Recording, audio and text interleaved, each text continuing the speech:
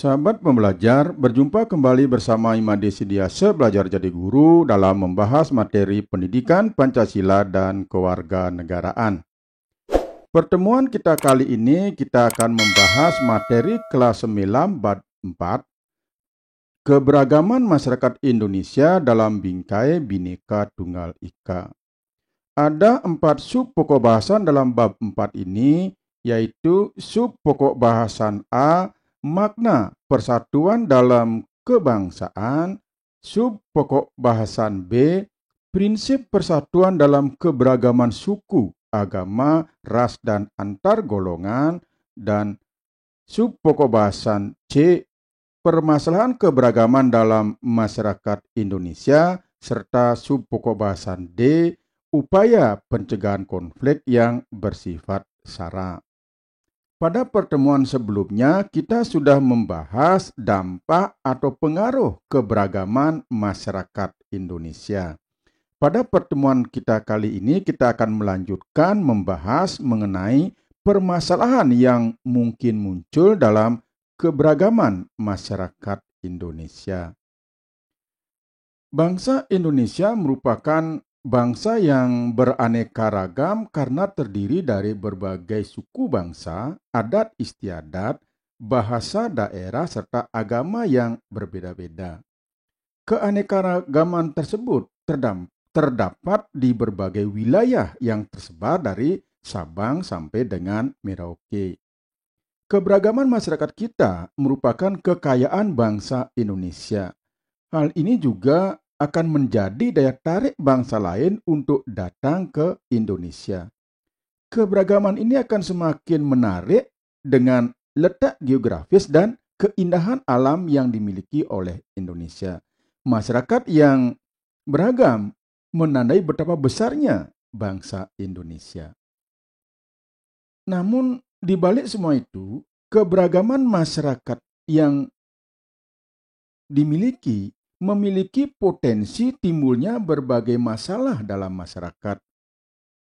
Salah satu karakteristik daripada keberagaman itu adalah adanya perbedaan. Perbedaan dapat menjadi salah satu faktor penyebab masalah, seperti putusnya persahabatan, terjadinya perkelahian antar kampung, perkelahian antar pelajar, dan lain sebagainya. Nah, karena demikian, keberagaman masyarakat Indonesia setidaknya dapat menimbulkan sejumlah permasalahan di dalam masyarakat kita sendiri. Di antaranya itu adalah konflik. Nah, sekarang kita akan bicarakan tentang konflik, yaitu mengenai bentuk konflik, penyebab konflik, dan akibat daripada konflik itu sendiri. Yang pertama kita bahas tentang bentuk konflik. Pada masyarakat Indonesia, konflik dalam masyarakat itu dikelompokkan berdasarkan tingkatannya, yaitu yang pertama ada konflik ideologi dan konflik politik. Konflik ideologi itu terjadi karena perbedaan ideologi dalam masyarakat. Itu contoh daripada konflik ideologi itu ketika terjadi peristiwa gerakan 30 September PKI tahun 1965. Ini merupakan penolakan bangsa Indonesia terhadap ideologi komunis. Nah, kemudian yang kedua ada konflik politik. Konflik politik ini merupakan pertentangan yang disebabkan oleh perbedaan kepentingan dalam memperoleh kekuasaan atau merumuskan kebijakan pemerintah. Contoh konflik politik seperti bentrokan akibat proses pemilihan umum, apakah itu pemilihan umum presiden, wakil presiden, pemilihan umum daerah untuk memilih gubernur, bupati, wali kota, atau bentrokan ketika munculnya kebijakan pemerintah, atau ada sekelompok masyarakat yang ingin menuntut sesuatu kemudian ditentang oleh kelompok yang lain. Berdasarkan jenisnya, konflik ini dibedakan menjadi konflik antar suku, kemudian konflik antar agama, dan konflik antar ras. Konflik antar suku itu adalah pertentangan antara suku yang satu dengan yang lainnya. Perbedaan suku sering menyebabkan perbedaan adat istiadat, budaya, sistem kekerabatan, dan norma sosial dalam masyarakat. Nah, pemahaman yang keliru ini terhadap perbedaan yang ada dapat menimbulkan masalah, bahkan munculnya konflik dalam masyarakat. Kemudian konflik agama, yaitu pertentangan antara kelompok yang memiliki keyakinan atau agama yang berbeda. Konflik ini dapat terjadi antara agama yang satu dengan agama yang lain atau antara kelompok dalam agama tertentu. Kemudian yang ketiga ada konflik antar ras. Konflik antar ras ini pertentangan antara ras yang satu dengan ras yang lain. Pertentangan ini disebabkan oleh adanya sikap rasisme atau rasis, yaitu memperlakukan seseorang atau sekelompok orang berbeda berdasarkan rasnya. Konflik antar golongan yaitu pertentangan antara kelompok atau golongan dalam masyarakat.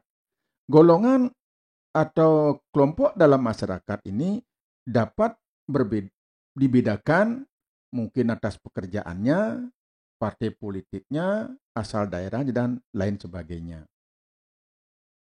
Nah, sekarang kita akan bicarakan tentang penyebab konflik.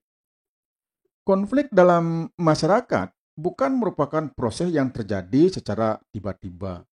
Peristiwa ini terjadi melalui proses yang ditandai oleh beberapa gejala dalam masyarakat.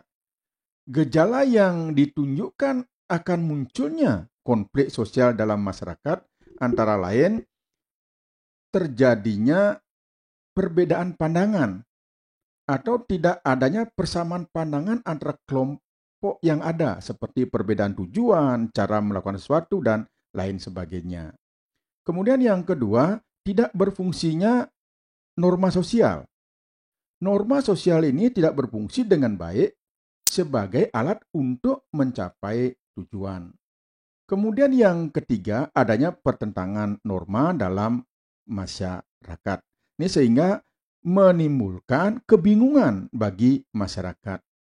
Kemudian yang keempat, sanksi norma tidak tegas. Artinya bahwa norma atau sanksi yang ditegakkan sesuai dengan norma ini tidak tegas atau lemah oleh para penegak hukum sehingga mengakibatkan masyarakat atau sekelompok orang berbuat sekendaknya.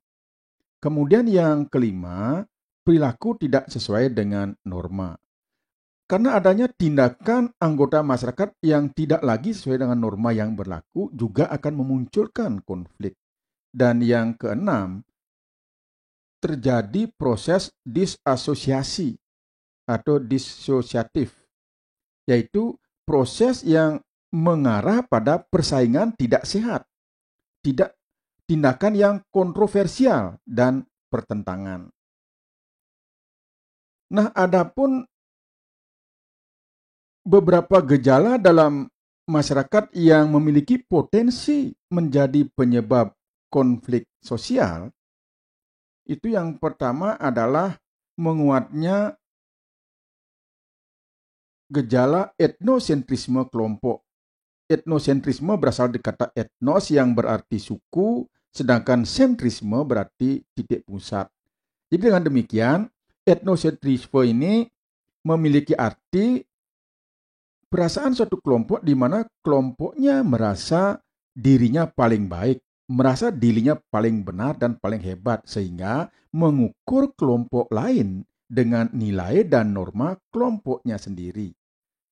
Nah, sikap etnosentrisme ini tidak hanya terdapat dalam kelompok suku, namun juga bisa terdapat dalam kelompok seperti kelompok pelajar, partai politik, pendukung sepak bola, dan lain sebagainya. Nah, perkelahian pelajar terkadang disebabkan oleh sikap kelompoknya merasa lebih kuat, lebih hebat, lebih baik dari kelompok yang lain. Kemudian yang kedua, munculnya gejala stereotip terhadap suatu kelompok. Stereotip ini adalah anggapan yang dimiliki terhadap satu kelompok yang selalu bersifat buruk atau tidak baik. Misalnya, menganggap bahwa satu kelompok identik dengan kekerasan, atau sifat suatu suku yang selalu berbuat kasar, dan lain sebagainya. Stereotip ini dapat terjadi terhadap kelompok agama, suku, ras, atau golongan. Seperti adanya geng sepeda motor, kemudian kelompok remaja tertentu, organisasi kemasyarakatan, dan lain sebagainya. Stereotip mengakibatkan sikap prasangka terhadap suatu kelompok sesuai dengan anggapan yang negatif saja. Yang ketiga, adanya hubungan antar penganut agama yang kurang harmonis. Sikap fanatik yang berlebihan terhadap keyakinan masing-masing dapat menimbulkan sikap tidak toleran terhadap agama lain. Selalu berpegang teguh pada ajaran agama masing-masing adalah keharusan. Namun, jika kita tidak selalu memaksakan suatu keyakinan orang lain, ini yang tidak boleh. Boleh berpegang teguh pada keyakinan agama, tapi jangan memaksakan keyakinan kepada orang lain. Keberagaman agama dapat menimbulkan perbedaan dalam mengatasi suatu persoalan dalam masyarakat. Perbedaan tersebut dapat berkembang menjadi konflik apabila tidak mengembangkan sikap saling menghormati agama dan keyakinan orang lain. Nah, gejala yang keempat itu kurang harmonisnya hubungan penduduk asli dengan pendatang.